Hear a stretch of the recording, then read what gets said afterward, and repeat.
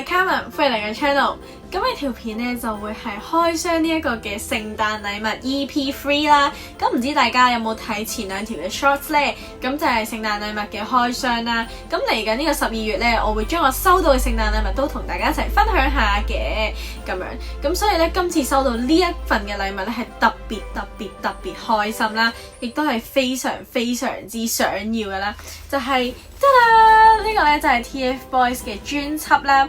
咁呢個專輯咧，我已經話想要咗好耐。咁我個 friend 咧就喺聖誕嘅時候就送咗俾我，咁所以我哋就十分之開心啦。咁我哋而家就同大家一齊嚟開箱下啦。我連個皮都未搣㗎，所以我哋就一齊開箱啦。好，我哋一齊嚟開箱下呢個勁隆重嘅儀式。嚟，3、2、1，得啦！哇！係灰色㗎，嗱佢係有一本咁樣啦，跟住呢個膠我哋唔好理佢啦。之後咧仲有一本咁樣嘅嘢，係咩嚟嘅咧？佢係寫真記錄，yes。好，咁咧我哋就一齊逐樣開下啦。咁我首先開咗呢一本寫真記錄先啦。Later。得啦，開咗啦。咁佢係灰色嘅一本啦，跟住之後咧佢就有好多頁啦，係成本嘅咁樣。佢呢個咧係10年之約嘅一個專輯啦，咁所以咧佢全部嘢都會圍繞住佢哋嘅呢個10年之約演唱會嘅。唔知有冇人有去睇過咧？有嘅話可以留言同我講，因為我都好想睇，不過已經 miss 咗啦。已經係1-2年前嘅事，係啦。跟住之後咧，我哋就真係開呢一本啦。好，咁佢呢度咧後面咧就會全部都係佢哋嘅歌啦，係啦，嗰個CD list 啦，冇錯。跟住前面就係一個好簡單純樸嘅樣啦，咁咪就一齊嚟開下。哇！佢咧一開咧就會有一封信嘅嘢啦，冇錯，呢封信咧係咁嘅，係咩嚟嘅咧？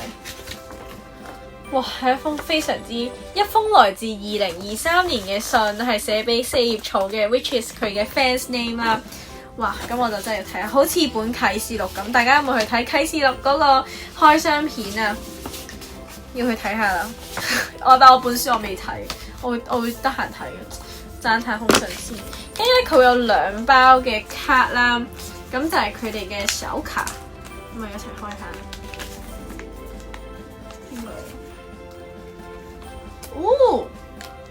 得啦，呢個係佢哋嘅其中一款啦。哇，勁靚喎，4張團體款、個人款，另外一包。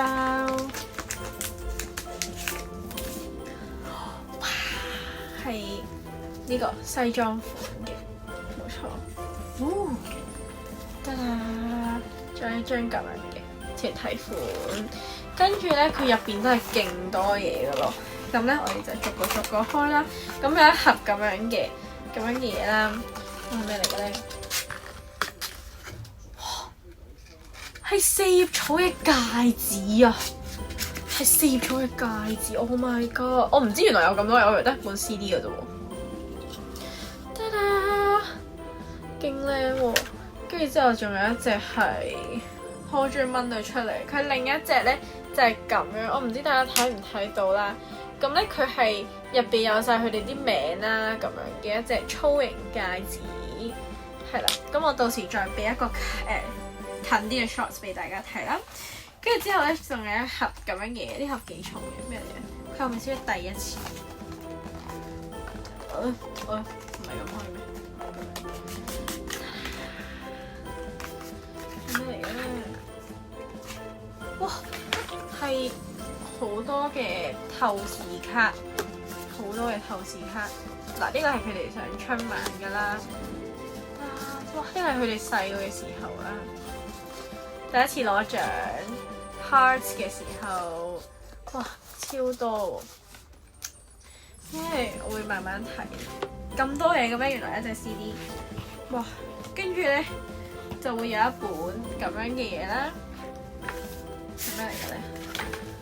哦，就係隻 CD 啦，係啦。咁佢隻 CD 就有兩隻，冇錯，有兩隻，超正，兩隻啦。然後咧，佢就會有一封又係一封嘅嘢，咩嚟嘅咧？我哋一齊睇下。係易烊千璽啦，我做好多，哇！係佢哋嘅全部人嘅一啲影相嘅類似 poster 咁樣嘅 ，yes， 哇咁多嘢嘅咩？原來，哇入邊仲有㗎，仲有係細版嘅，呢個係有啲 AI feel 喎，佢哋係咪用 AI？ 好靚仔。超靚仔，係啦，仲有啦，跟住咧，仲有呢個咩嚟？仲有張勁大嘅 poster， 唔係啊嘛，我要黐後間房度，勁大張 poster 啊，一定黐喺間房度。仲有冇嘢咧？好啦，好，仲有嘢㗎，係啊，未完㗎。跟住，哇，黐線㗎！點解有咁多嘢嘅？跟住有一本，呢個係咩月曆嚟㗎？呢個